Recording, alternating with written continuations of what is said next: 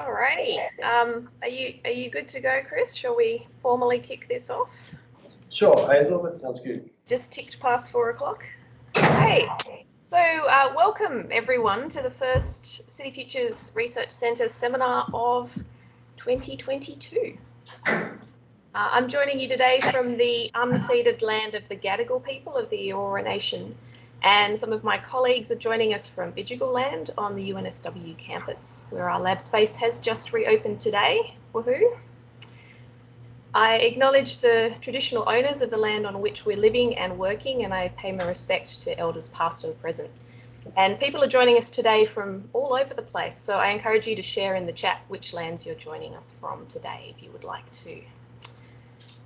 So today we're going to hear from our Centre Director, Prof, Pettit, and he's going to kick us off and kick off the year with some brief updates on the centre before he and Reg Wade are presenting to us on the potential value uplift of a high-speed rail network across the east coast of Australia. So we'll have a little bit of time at the end for questions, which I'll facilitate, but without any further ado, I will hand over to Chris. Thanks, Hazel. And yeah, as you said, we've got two parts to this presentation. I'm just going to give a quick update to kick the year off. Thanks, Bala, who is our lab coordinator and the seminar series coordinator, and Ali, who run this seminar series for us. And the recordings will be on our YouTube channel, I believe, now that we're fully embracing social media. So I'm just going to recap somewhat on what's happened in 2021, the updates in the centre, very briefly, and more importantly, looking towards the future. And then I'm just going to briefly, if everyone could go on mute, would be fantastic. And then we'll look at delving into having somewhat of a deep dive for 25 minutes or so into one of our first reports for the year on high-speed rail and value uplift, where Reg Wade has been leading a lot of the analytics on that with Will Thackeray, and Reg is going to present that. So the centre, we've revisited our mission, made that abundantly clear that what we're about is conducting independent research and providing evidence-based inputs into contemporary urban policy debates and the planning of our future cities. And we also look at training the next generation, working with our planning program and others here in the School of Built Environment, UNSW, to skill them up to be able to understand how cities function, how they should function, and how we deal with some of those challenges. So we have, of course, the centre is nothing without the people, and we have our leadership team. So we had the Deputy Director, Associate Professor Hazel Easthope, who kindly opened the seminar series, Professor Hal Pawson, Professor Simon Pinniger, Professor Susan Thompson, and Associate Professor Hoon Han, part of the senior management team. And we have a number of other professors and research associates, postdocs in our centre. So over 20 full-time researchers with 12 professors, and importantly, we have over 40 Masters PhD students, the next generation of those who are going to be shaping the future of our cities. Our City Futures Fellows, this is a new program. We had a first intake of fellows last year with the likes of Professor Rob Freestone, Dr. Laura Cromlin, and others, Dr. Negan Nazarian, who are very connected into our centre and conducting a number of the projects that we undertake. We have about 42 active projects at the moment that keep us busy. So we were very fortunate to have some of our research win some awards last year. Planning Institute of Australia Award. We were fortunate to win a national award for our Rapid Analytics Interactive Scenario Explorer. That was the Value Australia team. We also won the award for Smart Social Spaces, Creating Connected Creating Places. Professor Susan Thompson and others in the School of Built Environment. And Negan Nazarian was leading this IoT Smart Cities Award, some of the work around smart cities in Western Sydney. Timely that Hal's just come in to join us, because One of the highlights last year was Howe's research in the UK. So we do international research as well as using Sydney as a living laboratory and trying to make an impact both locally and globally. And Howe's been conducting this monitor for a number of years now. And last year it was picked up by industry magazine Inside Housing as the #1 piece of housing research in the country. So well done, Howe. Up and coming projects. So the centre has more recently been looking at a suite of active transport projects.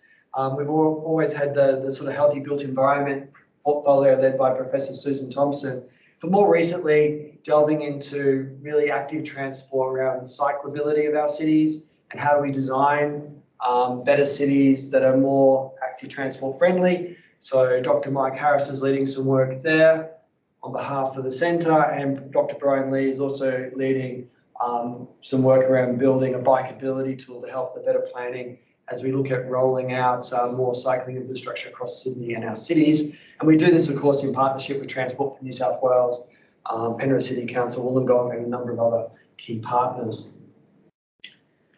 So very pleased as a project that Hazel, myself, and Bill Randolph have been working on in partnership, of course, the Australian Data Analytics Platform, which we launched the website last year. So working with NIFIC, Hugh Huddekin and our friends at NIFIC, and also the ABS AHW, a number of universities, Oran at University of Melbourne and others, to build this platform, which the vision is to unlock housing data sets that researchers and policymakers can't get to very easily, so we can have more evidence-based decisions provided to government and industry to shape our cities and deal with the challenges of housing affordability and so forth.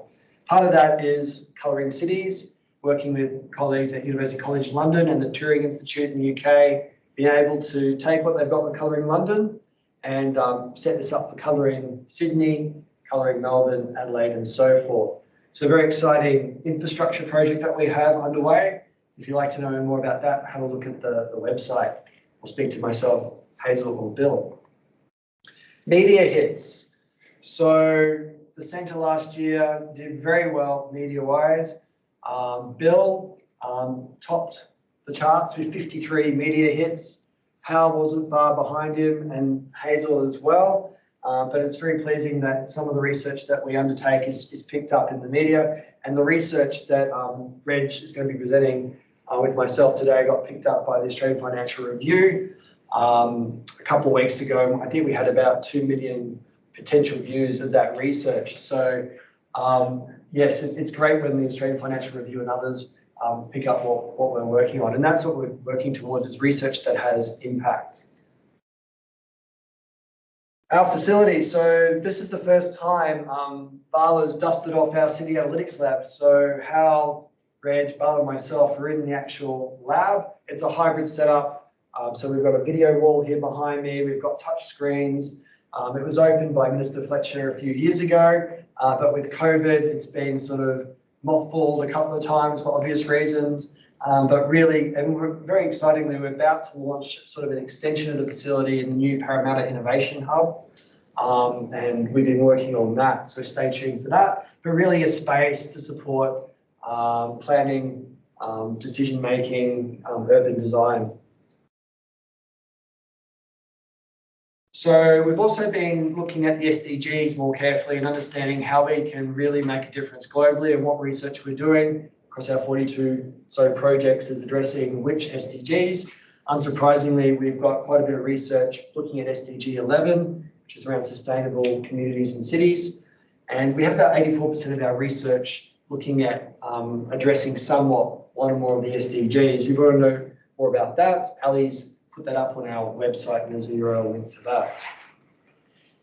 We're also hosting, it was one international conference, but it's now a dual international conference. So 2 international conferences in one in October on campus here at Kensington. The Smart Data, Smart Cities International Conference, which is the first time it's come into the Southern Hemisphere, in conjunction with 3D Geo Info, with our colleagues in Grid at UNSW, Professor CC Slatanova. And so this conference, there's a call for papers, so anyone who'd like to put in a paper in this conference. The abstracts are due in March. If anyone would like to sponsor or partner with us in hosting the conference, please contact myself or Ali. But we're very excited to be hosting this event, and fingers crossed, we'll have a very strong face-to-face opportunity to catch up and network and talk around what we're doing with digital twins and models to better support policy decision-making across our cities. And last year, we sort of ramped up to another level our social media. As I mentioned before, we have our YouTube channel where all our seminar presentations are made available. We have our LinkedIn account now, which has been set up as quite active. Of course, we've had Twitter for some time, and we've got Dr. Chris Martin looking after our blog, where we have a lot of our articles going into quite some depth, providing quite a good précis for some of our reports and thought leadership. Of course, we couldn't do any of this without our partners, whether it's the Australian Research Council, whether it's the HURI, whether it's the ARDC, government departments and so forth, really make this research possible. And my clicker stopped working, so that must be the end of my presentation. No, there's more, but wait. No, maybe that's it.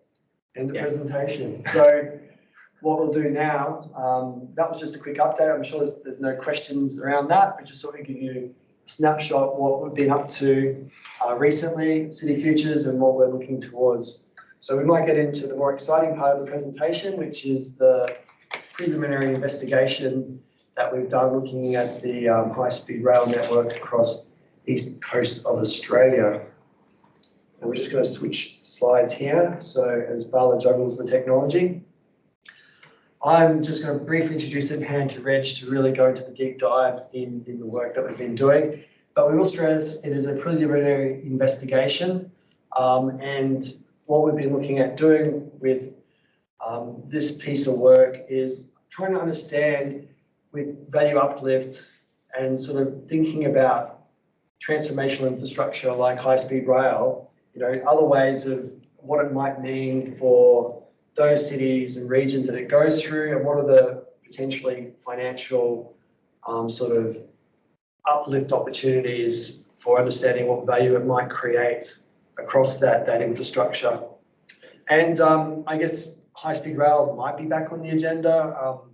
Anthony Albanese has announced earlier this year a commitment of 500 million for a fast train connection between Newcastle and Sydney. So there is a Labor commitment there.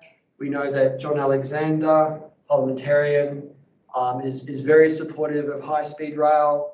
And there's been a number of studies for many, many years looking at high-speed rail.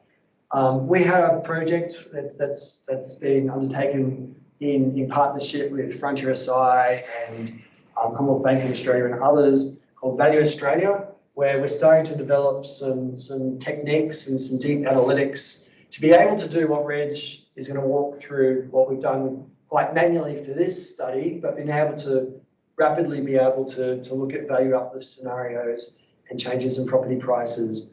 So I guess this is somewhat of a teaser into the digital toolkit that we're currently working on and finalising for release, and that will be subject to another presentation later on.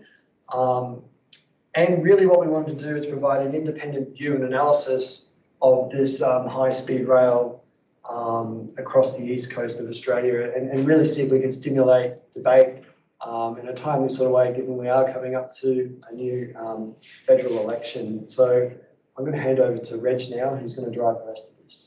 Thank you, Chris, and thank you everybody for joining us this afternoon. It's been a little while since I've given one of these presentations thanks to COVID, so you might have to bear with me at a couple of points as I remember how to use the clicker and actually speak to people. So just to sort of give a bit of an overview of the project, fundamentally we were looking at producing estimates of land value uplift associated with the development of a high-speed rail corridor between Melbourne and Brisbane. There's a value capture perspective involved in this, but it wasn't necessarily the main focus of our report. We weren't doing a comparison between value capture mechanisms. We were mostly just looking at what that increase in value is going to be. And so the work that we did was done on a high level and preliminary basis. It's intended to sort of form a base for future work and sort of set out important considerations for people to look at now early on in the process, so that the whole thing doesn't necessarily get away from us. So first up, I'm just going to give a quick overview of the proposed HSR system that we've based our study off. So this is drawn from reports prepared for the Federal Infrastructure Department back in the Rudd-Gillard era. So this is taken from the Phase 2 report into high-speed rail in 2013. And you can see the map of the proposed line there that they've sort of used for their study. So it's got a total of 20 stations, four stations in the major cities of Sydney, Canberra, Brisbane and Melbourne, as well as city peripheral stops sort of on the edge of these cities to provide interchanges. And then 12 what we've called regional stops, which is also including the Gold Coast, which is sort of everything else in between. It's costed $114 billion in 2012 terms, which is, it's a big number, but it's a very long train line. And they're expecting stage construction over a period of 46 years. In terms of travel time, it's looking at 2 hours and 45 minutes maximum from Sydney to Melbourne and slightly less from Sydney to Brisbane. It's intended to be faster than air travel for most trips, so within the urban area once you're taking into account the door-to-door travel time and transfers to and from the airport. And sort of outside of these intercity trips, it's also a dramatic shortening of all of the trips to regional locations. It's making the Central Coast and Southern Highlands stops within half an hour of Central, for example, and Newcastle within 40 minutes of Central. And then, all of the stops on this line will be within an hour and a half of a major city or thereabouts. Coffs Harbour will be about an hour and a half each from Brisbane and Sydney, and similarly for Wagga Wagga between Sydney and Melbourne. So when we were looking at this proposal, we kind of distilled it down to two sources of value uplift that we were going to look at. We've called these infrastructure-related value uplift and planning-related value uplift. So the infrastructure-related value uplift, what we're talking about there is uplift to existing or new dwellings, which is coming from an improved accessibility, the ability to travel quickly between different locations. And with the planning-related value uplift, what we're talking about there is the uplift to land values that will result from granting additional development rights, whether that's an increase in density or the rezonings from, say, agricultural land to urban land. And so the first of these affects both existing and new properties, whereas the planning-related value uplift will only pertain to newly constructed dwellings or other land uses for that matter. So in terms of our approach of how we've tried to, estimate these, for the infrastructure-related value uplift, we conducted a review of high-speed rail literature from overseas to try and identify what sort of uplifts you would expect to see flowing to existing dwellings. We've tried to estimate the total market value of dwellings within the catchment areas around each of these stations, and then apply this increased value to sort of try and understand what that would look like in terms of a value increase from this improved accessibility. For the planning-related value uplift, what we've done is we've taken a residual land value approach, which is essentially looking at the market values of new dwellings that would be built, and then less the costs, and then using that to estimate what the value of the land would be under a construction scenario. And then to take that out of just looking at a per lot or a per hectare basis, we prepared some population and dwelling growth assumptions to sort of say, what if in this scenario, if you had this much population growth, what would the value uplift be?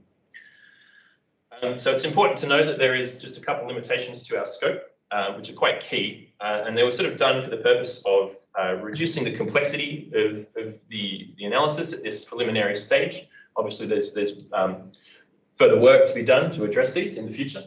And then primarily we were only considering the stops outside of the major cities, and then we're also only considering residential land uses. And it's important to note that in both of these cases, we're limiting the total value uplift that we'll be looking at. So that the stuff that we've left out would represent an increase in value that we haven't quantified in all of our work. So it's going to lead to an underestimate, is sort of our feeling in that sense. So first of all, I'll talk you through how we've looked at our infrastructure-related value uplift. As I mentioned before, we did a review of the literature on what the sort of impacts on land values are once high-speed rail is introduced. It showed that there was mixed results in major cities, whereas for smaller cities and regional centres, they show a more consistent positive impact on land values, which is largely driven by the fact that these major cities have already got quite high levels of accessibility, so the impacts in those locations aren't as pronounced, whereas the difference in accessibility once you start connecting regional centres to major cities is quite massive.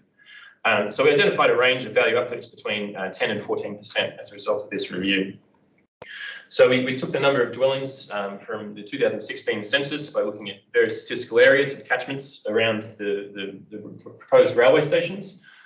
We took median dwelling values from the Australian property monitors to give it a total estimate of current land value in the area. And then we applied one of three coefficients between 10, either 10, 12 or 14%, depending on the station location, which we'll see in just the next slide.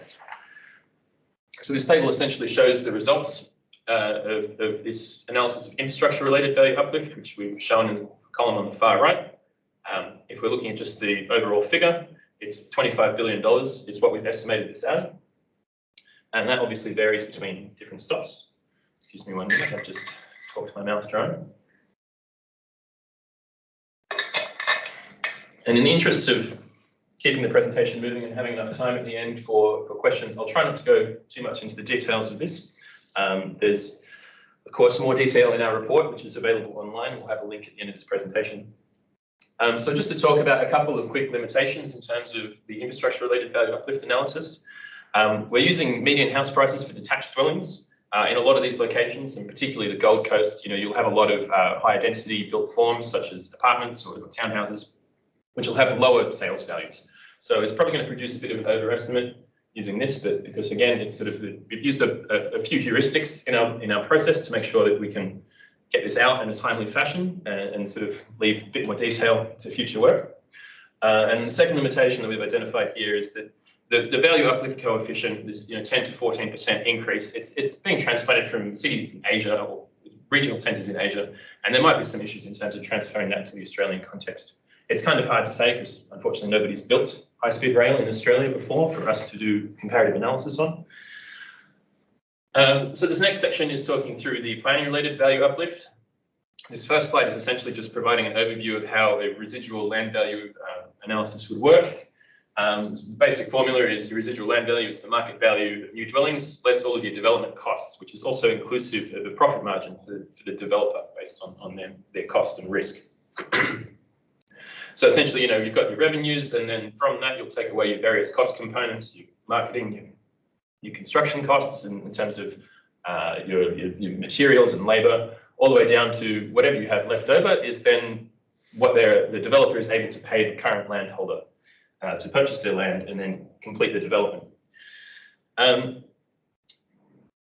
So in terms of what we've assumed for this analysis, again, we've sort of assumed a low density built form just to keep things a bit more simplistic. So looking at sort of a built form which would be comparable to what you're seeing developed on the urban fringes of Australia's major cities at the moment in terms of greenfield areas. There's some stats there in terms of our dwelling densities and sizes. This is a rather large table of our cost side assumptions. Again, I'm not going to go into detail on this. This is kind of to give you an overview of the sort of things that we are looking at. I will note there's a couple of things that are simplified here in the interest of, sort of keeping this like simple for a preliminary analysis. But we're looking at things like you've got your professional fees in there, financing costs, and we're also looking at various indexes based on regional location, because you do see higher construction costs in certain regional locations further out of major cities. In terms of our assumptions for sales values for new dwellings, we've identified these through what we've called a substitution approach. And so essentially what we've done with that is if you were to say have a location which is now going to become 60 minutes from Sydney, for example, such as Tyree, we've looked at comparable areas which are 60 minutes from Sydney CBD per train, such as Fairfield, Blacktown and Liverpool, and then essentially evaluated what you're realising in terms of new dwelling values in these locations, and then said, okay, well, this is perhaps what we would expect to see in these other locations that are around the high-speed rail stops. In some cases that didn't work because half an hour out of Sydney by train, there's not a hell of a lot of new detached dwellings being built. So we have made some adjustments here that I won't go into details on in order to get assumptions for the whole set of stations. So again, apologies for a large set of tables. Primarily, so these are the results from the residual land value analysis. The first table on the left is kind of just talking about our assumed construction costs and realisation or sales values for each station location. And then the two tables on the right are our results, the middle one being on a per lot basis and the one on the right being on a per hectare basis. And the last column of each of those second two tables is essentially what we're estimating the land value uplift to be when you're switching from an agricultural use to this low density residential use. And as we can see looking over it, there's a bit of a range. Some of these locations are show quite a positive, quite significant uplift in terms of switching uses from agricultural to urban land. This is largely linked to predominantly the better performing stops are the ones which were deriving sales values from Sydney. Just in particular, given Sydney's property market is particularly hot, not to say that it's not hot in other cities of Australia, but particularly pronounced in the analysis that we've done here. I'll try and avoid spending too much time on this. Again, there's more detail in the report, and we have time for questions at the end. So in terms of technical limitations, in terms of this RLV analysis, again, we've only considered detached dwellings. In reality, you would expect to see a mix of built forms being produced, some medium density, some high density, as well as non-residential land uses. We have simplified some development assumptions. We're also not taking into account the net present value method, which is what you'd expect developers to be working out their own feasibility with. And we're also only using current market values and construction costs, which might change relative to each other over time. For example, if construction costs grew at a higher rate than house prices, you'd expect that residual land value to go down and vice versa. So we're talking about that in terms of what would the value uplift be per dwelling or per hectare, and it's not really translated. It doesn't really give you a sense of the scale of what that might look like. So in the interest of bringing it out of that just per dwelling thing, we produced these three what if, we're calling them, population scenarios, which is just basically saying if you achieved X number of population growth, which will equate to X number of dwelling growth, this is what you would expect to see for the value uplift.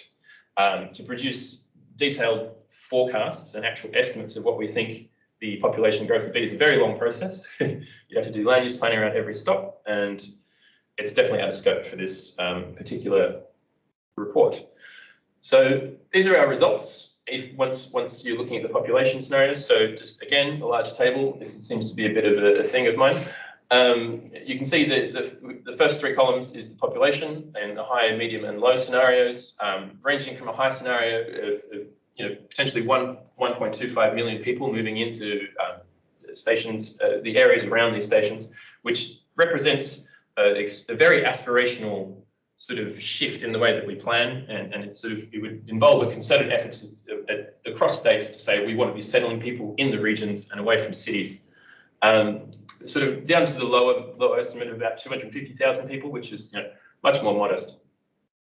In terms of value uplift, what that translates to, the high scenario, it's again a large number, $115 billion or 57 billion for the medium scenario, and down to 23 billion for the value uplift in the low scenario.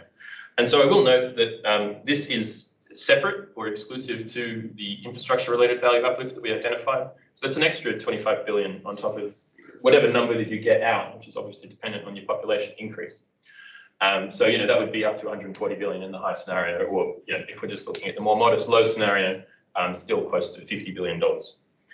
By no means a paltry sum.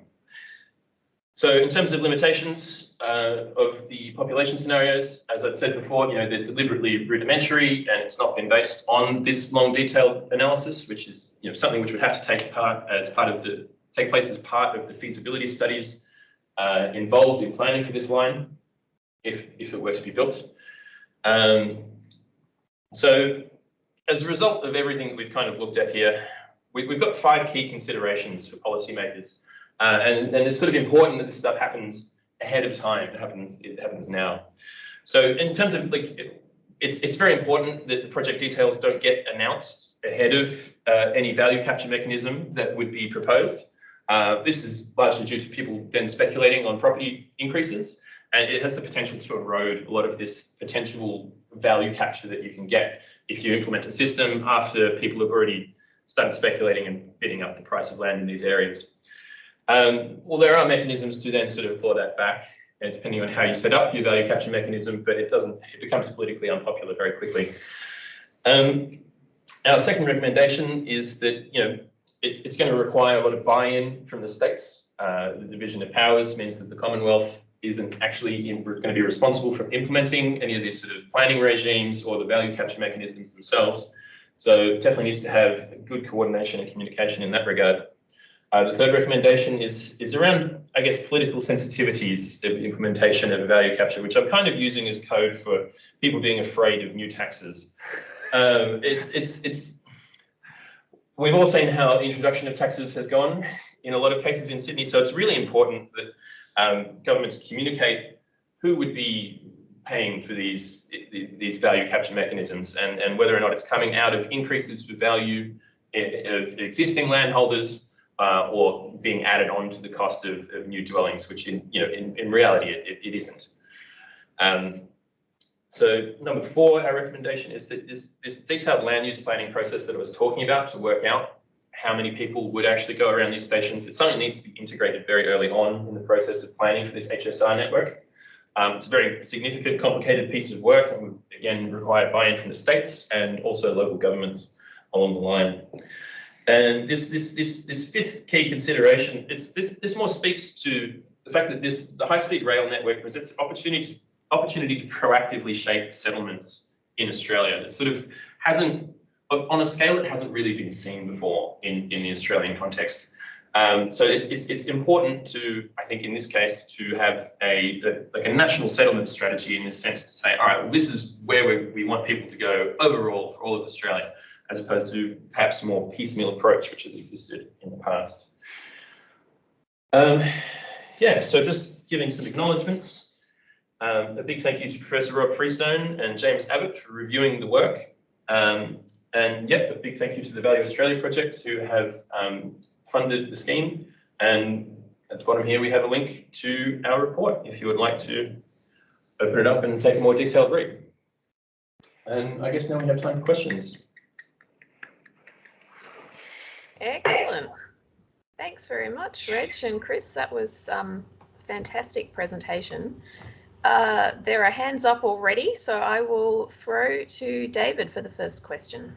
Oh, thank you very much. My name's David Wilmoth. My question relates to the relationship between the work you've done on value uplift and longer term regional development. And the context of this is that in the 1980s, it was my job to bring the 4 governments involved in the very fast train into a common decision-making and planning and environmental standards framework. And the project was derailed at the end, in part because Victoria broke the agreement on the route. And they did so around the question of value upgrade largely, where they chose a coastal route on the grounds that the very long-term impacts and the indirect impacts of the coastal route through Victoria were better than the more immediate and more quantifiable value uplift impacts on the inland route. And so my question really is, how would you extend this towards those more broad regional development issues? Might it not be, as it was the case in the VFT, that in some views like Mel Logan's, that the longer term regional development benefits of this project by having were consistent with having lower value uplift on the route, and so that's my question. Is it a matter of extending the methodology or finding a smart way to embed it into the more settlement development questions that will obviously go with this? It opens up a broad area of discussion, but it's very important. Yeah, it is certainly very important, and thank you for the question. It really highlights the importance of considering this very early on in the process. I mean, our approach here, we've been looking, I guess, retrospectively on a high-speed rail line that was proposed in 2013.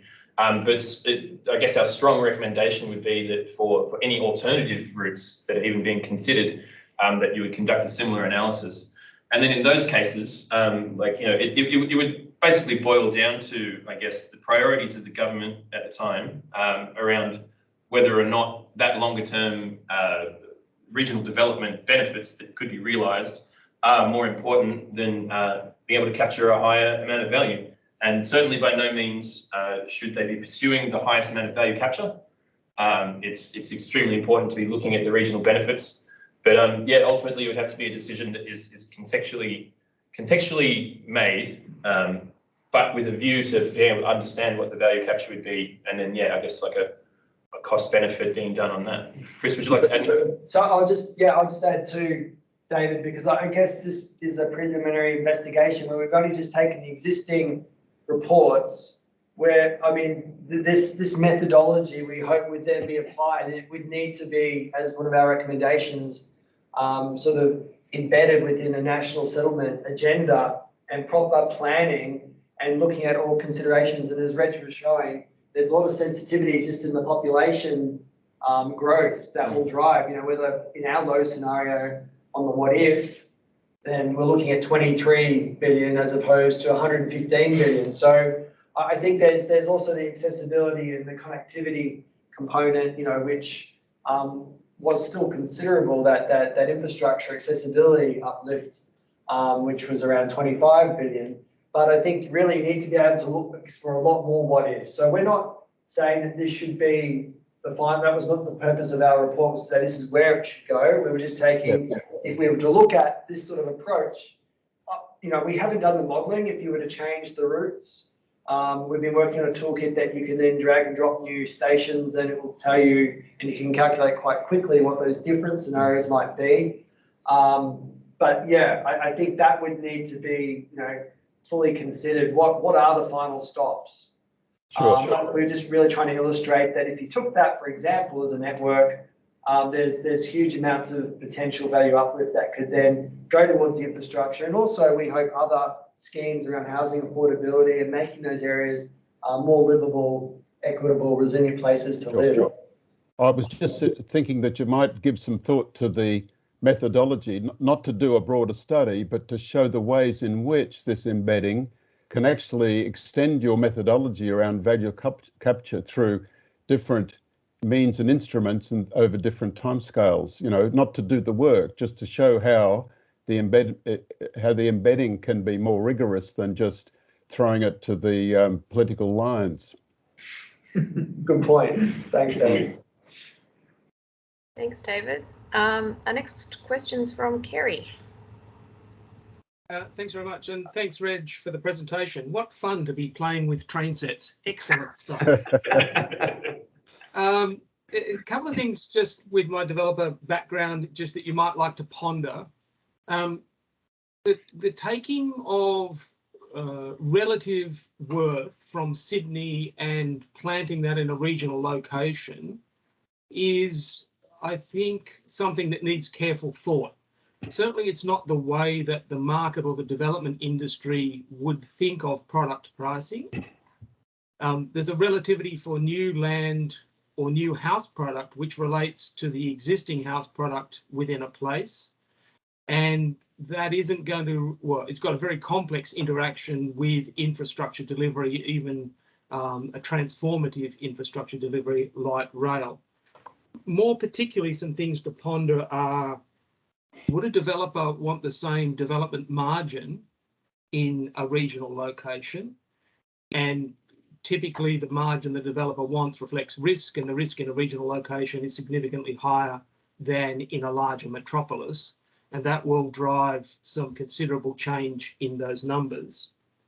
And the input development costs in the various places will vary. Part of the driver for the value of product at the fringe is the cost of the inputs of developer contributions, water and sewer charges and the like, which are going to be significantly lesser in a rural location. So there's a couple of things, perhaps they might offset one another to some degree, but if I can posit, it's just not as simple as picking up a value an hour from Sydney and translating it to an hour from Port Macquarie. Yeah, certainly not. Some very, very excellent, valid points you've raised there. I guess sort of, first of all, when we were, I mean, we have by necessity simplified this, given that it's sort of at a very preliminary stage. So I've, you know, the methods and assumptions used are definitely not my first choice for doing a full detailed analysis.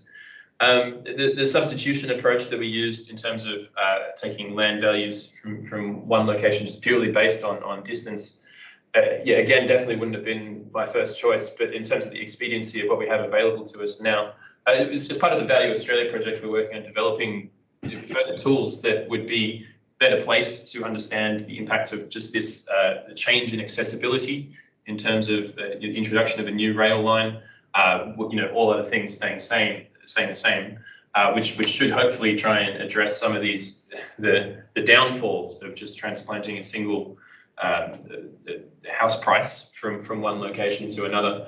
Unfortunately, they're not fully developed at this point.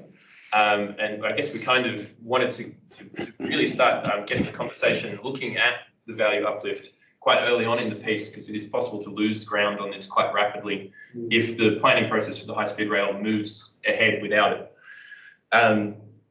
So it is definitely something that was on my mind. And yeah, we kind of had to do the best with what we had at this point in time. Very good points, Kerry. And also, look, this is somewhat connected to Reg's PhD, and he's finished his first year, so he does have a couple of years to go. But very good feedback that he can take on board for his PhD and the other work we're doing in the project. So thanks for that feedback, Kerry. Yeah, thank you. Okay. There's no other hands up, so I'm gonna I guess reflect on some of your conclusions and see whether I can get you to talk a little bit more around them, Reg and Chris. So I thought on your previous slide, it was excellent that you made the point that the announcement of the project details shouldn't occur ahead of the fully developed case, because otherwise you're going to lose your potential for value capture. You also mentioned, though, that doing this is going to require cooperation between the states, and there's going to be a lot of people involved in all of those types of negotiations that David was talking about what's the best route and what's in the best interests of each state. And I guess reflecting on those two things, I'm interested in your own opinions about how you could best use models like this to help have those conversations, but to have them in a way where you don't let the cat out of the bag too early and lose the value uplift benefit. I don't know the answer, but I'm thinking you probably thought about it a bit more than I have. So back to you. Yeah, thank you for that comment there, Hazel. I guess certainly the intention of having these tools set up, and I mean, again, as we said, this was a preliminary thing. Once we get a bit more advanced with the work that I'm doing my PhD in the Australia project, the intention of these tools is to, I guess, really support a collaborative decision-making process. It's going to be an incredibly complex task, getting buy-in from various different governments and balancing the interests of various different regions. And so the idea is that if people sitting in a room and they wanted to be able to say, well, what happens if we move the line over here and then start putting these new stops in this other location, that there is the analytical infrastructure there for them to be able to analyze that extremely quickly. So it's essentially cutting down the time that it would take to conduct this sort of analysis, and sort of thing, which would bringing it more towards a point where people can actually collaborate quite rapidly and then understand the implications of what changed route would mean in terms of value capture, in comparison to sort of just say the regional development thing. Chris is popping up, as well. Yeah, good question, Hazel, because I think there's a whole piece here that we haven't discussed about, that we only touch upon, is around the whole governance, the open governance framework that would need to be operationalized to then make sure that creators value and the sort of issues that David was talking about were addressed, and that's a very complex, important piece that is required. We can do modelling, and there's you can do the modelling, run advanced machine learning and statistical analyses on big data and all of this, but if it's not tied into a really rigorous, robust, and well-supported urban governance process and planning process, then you'll get limited traction. I mean, there's we know all the time in government, across government, there's, things can be worked on methodically, confidentially to start with, and bringing the right players in. Those mechanisms are in place if needed. And we've had groups and smaller projects come into the City Analytics Lab and these sorts of facilities to sort of, I guess, brainstorm what various solutions could or should be and how they could be implemented. But I think it comes back to, the national settlement planning agenda that's embraced by the federal government in partnership with the states and territories. And really, ideally, it would see that sort of operationalised and implemented in order to then, make this sort of modelling and analytics a reality. Great, thanks, Chris. We've got another question from Peter. Thanks, Hazel. Hi, Reg and Chris. Thanks for the presentation. Yeah, I enjoyed it. I suppose following on from Hazel's comments, can you see this as, well, the first step being the Albanese plan to promote high-speed rail between Sydney and Newcastle, or the Hunter, as being the micro version of this, and then you sort of can tread the water, if you like, test the water to see the ramifications of the broader network? So, I mean, look, yes, I guess you could. And like Reg was saying before, there hasn't been any studies here to study any implementations of high-speed rail. I mean, it's the holy grail as you'd implement the whole thing, in one fell swoop. But realistically, I guess the main goal is to get high-speed rail built, at least for those who think that it's a good thing, which, we've done the study, at least I can say, I think it has merit if it's done properly.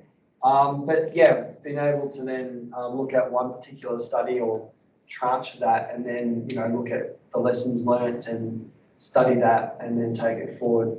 Reg, did you? Yeah, certainly, and it's just given the scale of the project, it will necessarily need to be delivered in stages. Like the original report we were looking at anticipated that as well. I mean, they didn't necessarily think of the Sydney to Newcastle thing first. They were Sydney to Canberra and then Canberra to Melbourne in terms of their staging. Although definitely there's a lot of merit in looking at the Sydney to Newcastle bit first as well. But it's, in saying that, it's very important that you do review the whole picture of it from the outset. It's not just let's build it to Newcastle and then we'll think about every other stop along the route. It's very important that they do consider the value propositions for the entire project up front, and then continually review as each section is built. Okay, thanks. Sorry, you go. Can I make a point? I'm not sure whether Hazel can see me or hear me, but do tell me if this is total fantasy, but isn't the key to the avoidance of losing the value uplift because speculation takes place before, in expectation that there's going to be a line along this route? Isn't the key to avoiding that government making it clear that or giving itself the power to compulsorily purchase the land afterwards, after the announcement, at the agricultural value? If people have bought it for a lot more, fine, but they're taking a risk because that won't be beneficial in the long run if they've pushed the value up to the point that they've paid way too much for the land and they've eroded the benefit that should have been gained for the public as a whole through value capture. Certainly, and it's a very important consideration, Hal. Thanks for that. My understanding of the compulsory acquisition system in New South Wales, which I have to throw back in my mind to the undergraduate degree here at UNSW, is that the government would still have power to acquire the land at the agricultural values, even if somebody has paid over the odds for that. In terms of the actual mechanism, whether or not that actually is what pans out, I'm not familiar with the sort of operational aspects of that. It might be a bit trickier in practice than it is sort of specifically in the letter of the law. And it's probably important to reflect that that's more relevant for the actual infrastructure itself, like the purchase of the corridor and the stations and the sort of surrounding land needed for construction. Whereas the speculative bidding up can massively affect stuff which would not be compulsorily acquired by the government. I mean, you know, they could compulsorily acquire the land theoretically and try and develop some houses, but it's you know, it's something you'd expect to see maybe in Hong Kong rather than Australia. So yeah, it is important, but like ultimately, I think just the communication, as you brought up, is hugely important. If they can communicate early on that there will be value capture, if they can communicate that it's going to be significant. Well, at least people have to think it's a risk. Yeah. And it isn't only Singapore. I mean, the Netherlands and Germany, government acquires land at agricultural values, puts in the infrastructure, develops it, and then sells the product at a land value reflecting that. I mean, I think it's a good idea. Whether or not it'd be realisable politically is a well, it's maybe thinking the unthinkable, but you know, with a you know, project like this, we're doing it anyway. Certainly. Any more questions? Thanks, Hal.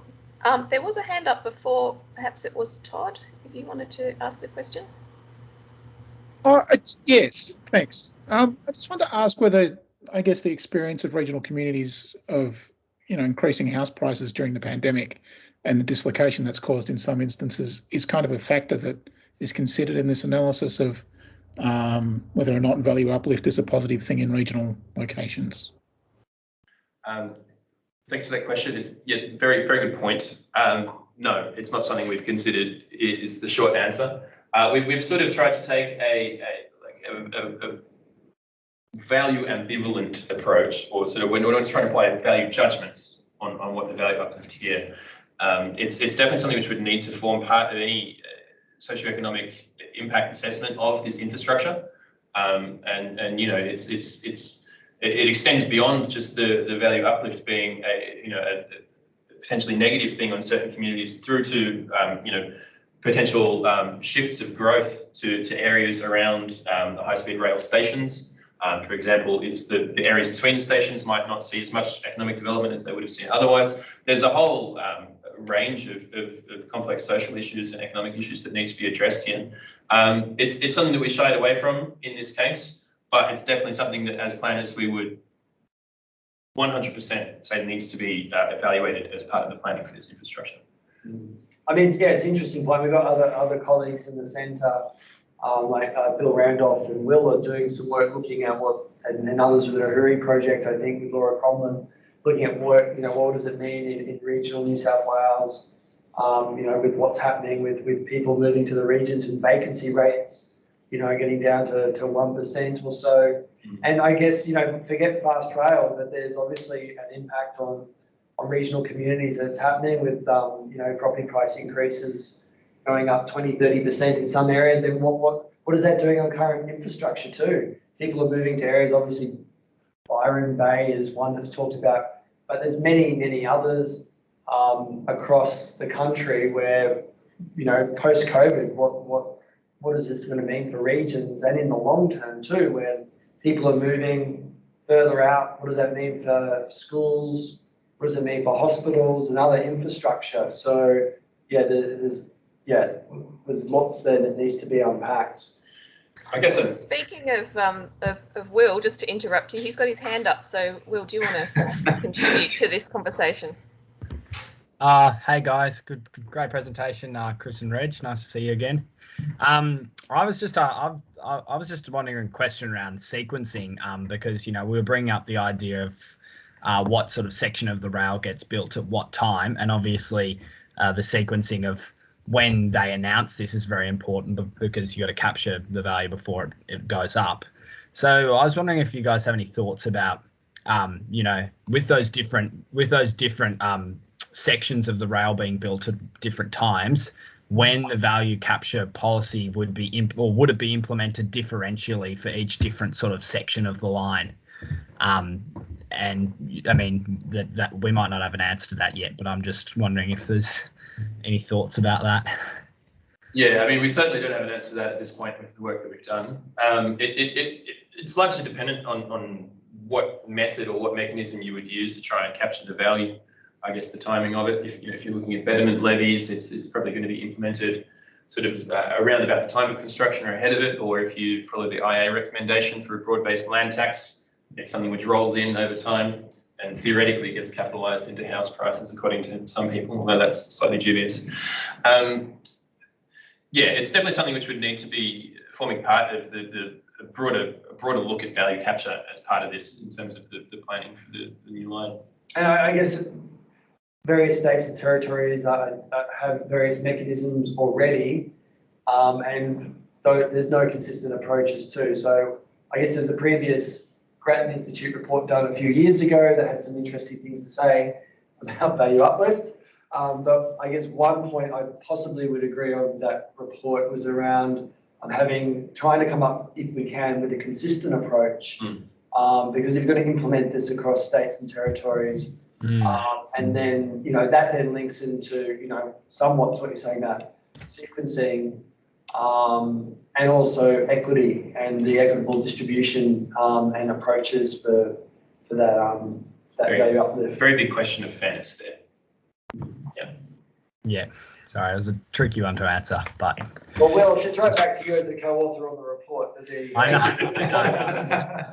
Do you have views on it? I don't have any answers. I'm asking the questions.